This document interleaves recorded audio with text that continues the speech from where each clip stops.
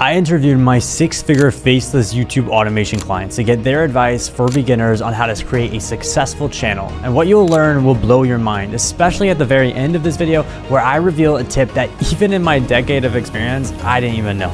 Let's get into it. All right, guys, welcome to episode 2 of the Automate Channels podcast, where I share my decade experience of working on faceless YouTube channels, earning me over $3 million, and what I learned directly from my mentor, Mr. Beast. Any questions you guys have, by the way, about YouTube, business, or personal success, comment those questions below to be featured on future episodes. So we might as well start the episode off just mentioning one of my best tips I personally would give to a beginner. When I'm creating YouTube videos, I look at every video as if it's a little seed that I'm planting, and almost like I'm a farmer. And I'm like a digital farmer, and I'm planting these seeds. Every video represents one seed.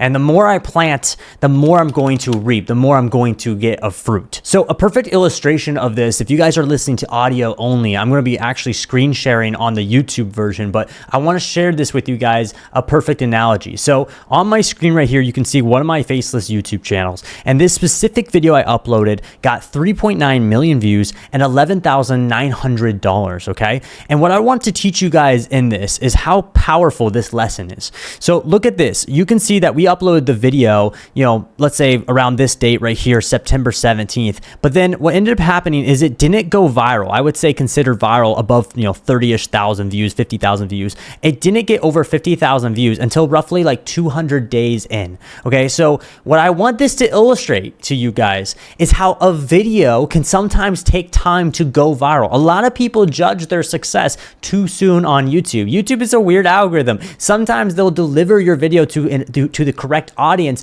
30, 60, sometimes 90 days plus later before people finally see it on mass scale. And I think a lot of people judge themselves too soon. They work so hard on a video and they get so disappointed, but the reality is the chance of it going viral later is high. For me, I'm spiritual, I'm a Christian, and my entire life I've kind of looked at the Bible as a way for me to look at how I would treat my business, how I would look at the YouTube platform, the landscape. And I think that the Bible has a very interesting verse. Whether you believe in the Bible or not, it does have some very interesting ways to live your life and some good principles. And one of the principles that it says is in 2 Corinthians 9:6. It says, the point is this: whoever sows sparingly will also reap sparingly, and whoever sows bountifully will also reap bountifully. And I think this is a very, very good verse because it really breaks down the way I look at work, the way I look at business. If you want success on YouTube, you need to be willing to put the seeds, put the time in, plant the seeds in order to have fruit come out of it. And that will take time.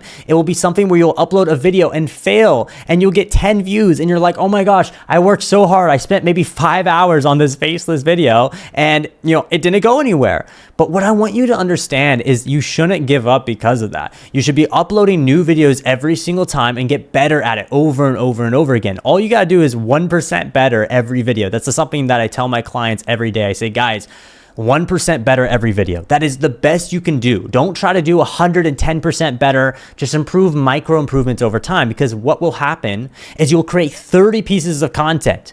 And that means that you increased yourself by 30% on improvement of your video overall. And over a year, you're going to probably 3x your improvement on each video, which means it's naturally going to go viral when you get to that point. Okay. You need experience. You need reps. You need to plant the seeds, and then you will get the harvest. And this is something that I think a lot of people, when they go into YouTube, or especially YouTube automation, they look at it as some level of get rich quick, right? I'll just say this right now. I don't believe most people think that they're going to get into something, get rich quick. I don't think most people say, oh, I want to start a get rich quick business model. No one says that. No one actually believes that. But what it is deep down, we kind of want it, right? Like all of us wish we could start a business right now and tomorrow or next week we become, millionaires and make thousands of dollars. I get it. We all have that dream. Even I wanted that when I started out, okay? But that's just not reality, okay? You have to plant the seeds. You have to get better at your craft. And the more you do this consistently, then you will harvest a lot. And I think this verse breaks it down perfectly, saying that if you pretty much put the seeds in your farm and you plant bountifully, if you plant a lot of seeds, you will reap bountifully too. And so if you guys give up, you only upload 5 videos and you give up, you won't get much out of it. But if you keep working and you upload 50 videos and improving every single one, you will get a lot out of it, okay? So that is my personal number one tip, number one advice I would give to beginners when they're going into building a YouTube automation channel. Now let's get into what my clients that I actually sent out a poll to all of them, and I asked you guys, give me an idea, give me some tips that I can share with beginners on here. And so here's some tips that my clients said was probably the top tips in their head. And a lot of my clients actually had very similar tips. So I ended up combining, the tips, like the top ones based on the frequency I got of similar answers. So let's get into the first tip that we have from our client. Okay, real quick, before we get back into the episode, if you're looking to build a 6-figure faceless YouTube automation channel, I have the perfect plan for you. I'm hosting my monthly 5-day live online challenge where you can get practical step-by-step information on how to crush it with your faceless YouTube automation channel. In this challenge, not only am I going to be answering your questions live, but you'll be joined by an amazing community all taking action over 5 days for a chance to win cash prize giveaways. It's one of the most exciting courses you'll ever take. Just hear what people have said about it. I just finished the 5-day challenge with Boxx. Mind blown. And as of this morning, I'm up over 5,000 views. Honestly, I think he took like a $3,000 program and put all of that information into a 5-day challenge that was actually affordable. Took me through step by step, whether you have a little experience or none. Everything that I needed to learn to start a YouTube channel and be successful, I learned from this course. I feel like there was zero holding back. He's a genuine and caring guy. If you're considering whether or not you should take it, do it. Join this, you will not regret it. Okay, so first tip is 80% of your effort should go into thumbnails and titles. Now, this was the biggest one I got when it came down to recommendations across all of the clients of when they look at all of their success and they boil it down to just 1 or 2 tips. This was on the top of the list. A lot of people stress so hard on making an amazing video itself. Like when you actually watch the video and the script and the editing, they work so hard on it, which you should still try to make a good video, don't get me wrong. But what people don't understand is if your thumbnail and your title doesn't grab people's attention, if it doesn't stop people from scrolling past it, if it doesn't get someone to click on the video, then it doesn't matter how hard the video or how good the video is. No one's going to know it was good. No one's going to click on it to find out. And YouTube doesn't recommend you based on that. They recommend you based on how many clicks you get. And then they care if those clicks actually enjoyed your video. Okay. So the most important, where most of your time should go into, should be your thumbnails and titles, should be the concept, okay? The packaging is what we like to call the two of thumbnail and title together. And so the way to do this is I have a bunch of video tutorials on my YouTube channel, so make sure you subscribe. But one of the best ways to do this is look at your competitors and see what is working for them. Find patterns. That is a keyword. Find patterns. If all of your competitors is doing a certain thumbnail style, that should give you a tip, assuming they're getting views. Don't copy. This is an important thing. I actually should clarify this. I always assume people would figure this one out, but unfortunately people don't.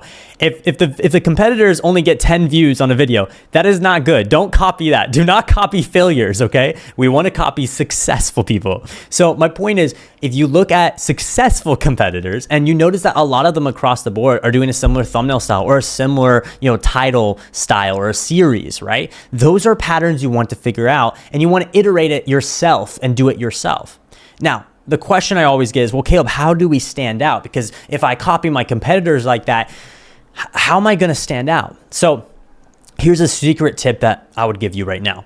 What I like to do is I teach my clients to then take what you know already works, the patterns, but then on the things that you haven't really been able to spot patterns on, like for example, one competitor might do a certain color on the thumbnail, like let's say red. They always seem to have a red looking thumbnail, okay? But all the other competitors don't really do red. Okay, then that's not a pattern. So you have the option to change if you want to test a yellow color or you want the branding to be purple. I don't know. You have the ability to stand out and be somewhat different in that way. Okay, so it's taking patterns of what has worked historically and keeping those. Don't remove what has worked, the foundational components, but then you start adding on and start trying to stand out a little bit different by adding on to things that don't really matter as much when it comes down to patterns, if that makes sense. So that's probably the best tip I can give you guys. Really focus on the thumbnails and titles. Okay, so the second tip we have here is do 50% evergreen ideas and 50% trendy ideas. And if you don't know what evergreen or trendy means? Okay, so evergreen means it's a video idea that will last a very, very long time. Like it will be relevant for years to come. And so you can make money and views from it for years to come. A perfect example was at the very beginning of this video, I showed you a video, and the video title of that was, how life will look like in 2050. Okay, ask yourself this, that video title, what will life look like in 2050? How evergreen is that? Well, it's evergreen up until 2049 or 2050. That's how evergreen it will be, right? Like I'll probably get a level of views on that video, and I still am, up until that point. Then it becomes irrelevant, right? And so the idea is that evergreen ideas gives you a level of stability, a level of income long-term every single week for videos you uploaded long ago, okay? But here's the problem with evergreen video ideas. Typically, evergreen video ideas is a lot more competitive, okay? Because anybody can do evergreen video ideas. Even years ago, they did the exact same video idea as you're making right now. And so how are you going to stand out, right? There's a whole game to that. And so the idea is that evergreen videos take some time to go viral. So we don't want to just do evergreen ideas. We also want to do 50% trendy ideas. Trendy ideas is pretty much like a perfect example is right now. Right now, there is a case going on with a celebrity named Diddy. Probably a lot of you guys have looked into or at least heard about it. Diddy is a rapper, and some bad stuff has happened that he's done to people. Okay, he's in court for a massive prison sentence. Okay, right now that's very relevant. As I'm filming this video, that's a very relevant topic. And so if you're in the celebrity niche and you make videos like 10 richest celebrities. That video idea, 10 richest celebrities, is an evergreen video idea. But if you do a video about, what you need to know about Diddy's court date or a court hearing today or something like that, like what happened, like Diddy testified today, here's what happened. That video idea is a trendy idea. It won't be relevant. It will not be relevant 2 weeks or 4 weeks from now, but it's very relevant the next week or two. Right? So the idea is this: trendy topics, trendy stuff is very open. It's not saturated because it just happened. So there's not a lot of people making videos on it yet. You have like a window to walk in as a beginner and completely take over. And you'll get a massive surge of views, millions of views typically on these trendy ideas. And the idea is that these trendy people, the people that find you through the trendy topic, they will then subscribe to your YouTube channel. Like if they found you through the Diddy video, they'll subscribe to your YouTube channel, and naturally they'll then start watching all of your other videos, which are evergreen ideas as well. And those evergreen ideas will then go viral.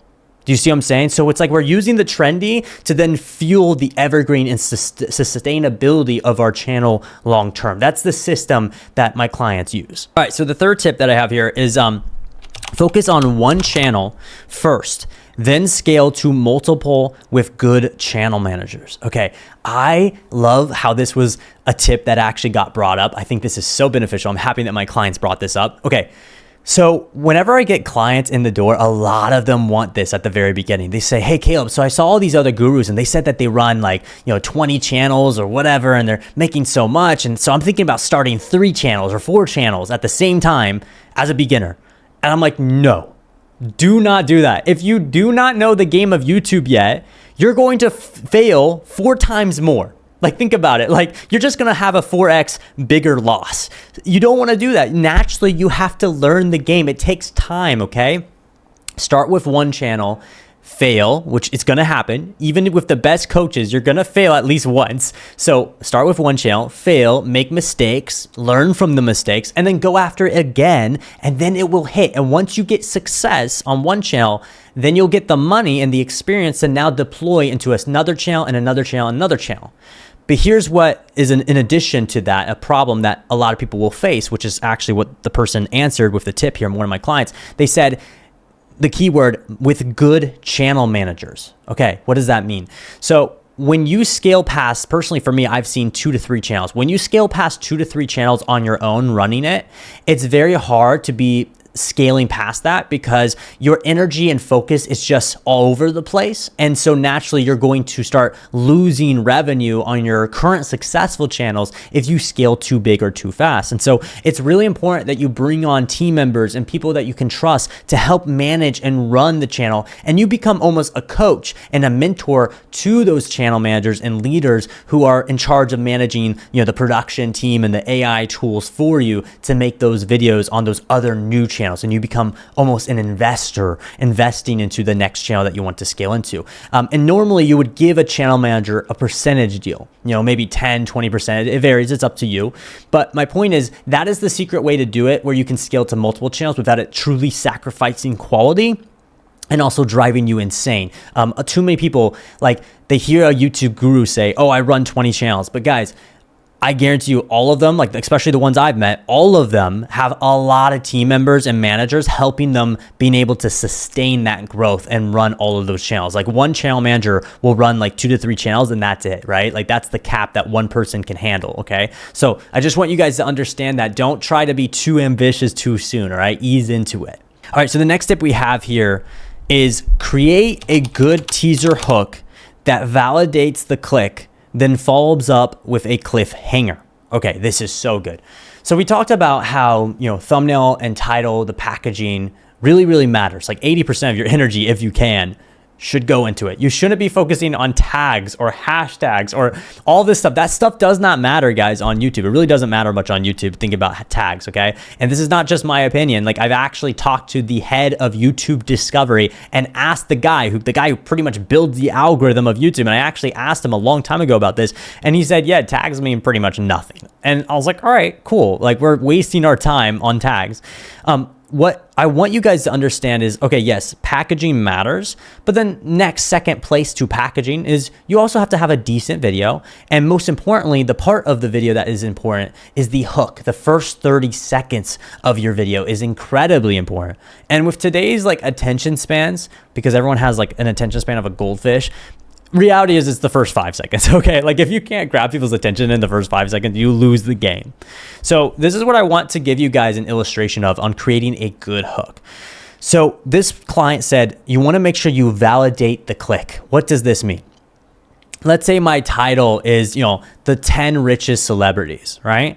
If I start off the video with something completely off topic in the first 10 seconds, and I say, celebrities are so cool and we look up to these celebrities, that isn't validating the click, okay? Like you might lose people. What's better is to make sure you repeat what the title is in some way. So if it's, like I said, 10 richest celebrities, you'd be like, these 10 celebrities are so rich that you'll be so jealous by the end of this video. Something along that line would be a way you validate the click. You're pretty much restating what the title is so they don't feel like it's clickbait and you're staying on topic, okay? Next, the next part of this formula that they're talking about, my client here, is they're saying that not only do you need to validate the click, but this is really important, you need to follow up after that with a new cliffhanger. Okay, what does this look like? It varies for every script. Everyone does it differently, but a cliffhanger, just like if you watch your favorite TV show, at the end of a season of your favorite TV show, they always have the last episode of a season kind of with like an ending where you're like, wait, oh no, like, is the guy gonna end up accidentally, like, is he gonna end up killing the person? Like, I have to find out. I have to wait 6 months to watch the next season of the TV show to find out what happened next. That's a cliffhanger, right? And so there's different forms of cliffhangers. Some are stronger than others, but a very simple idea of a cliffhanger will be, some people will sometimes say, after they validate the click, they say, here's the top 10, richest celebrities. And, they'll say number 8 will honestly shock your mind or blow up your mind or something like that. They'll say that as the very end, which is the cliffhanger. Okay. And what's really important about hooks, and I have to slow down here because I want you guys to really understand this and really get it in your head, because this is where everyone messes up. Okay. So hear me out on this. Hooks. The way you really, really create a good hook is not just verbally, but visually, okay? You have to really, really show them what you're talking about to entice them, okay? So an example goes back to what I just said. Number 8 is going to shock you. Let's say that was the cliffhanger. Well, on the screen, on the actual video, you want to be showing like a blurred out celebrity. Like you can kind of see it's a celebrity on like the red carpet, like a video clip of a celebrity on the red carpet, but you can't really tell and the person is blurred out. Or even better, that just came to my mind, is you would maybe have like a super exotic Ferrari or a Lamborghini, right? But the person standing next to the Lamborghini is a celebrity, but we can't tell who the celebrity is, and that person's face is blurred. Do you see what I'm saying? This is the way you visually and verbally hook people into your video, and that's how you're going to be able to create a hook that gets you views and maintains the viewers to turn them into subscribers. Okay, this is how the algorithm will favor your video. All right, so hopefully that helped you guys out. Hopefully these tips you can take away, you can start executing on them. These are some of the best tips that my clients have given. I recommend you watch the next episode that I have right now in this podcast in order for you to start scaling your faceless YouTube channel and hopefully start making 6 figures with it. All right, I'll see you over there.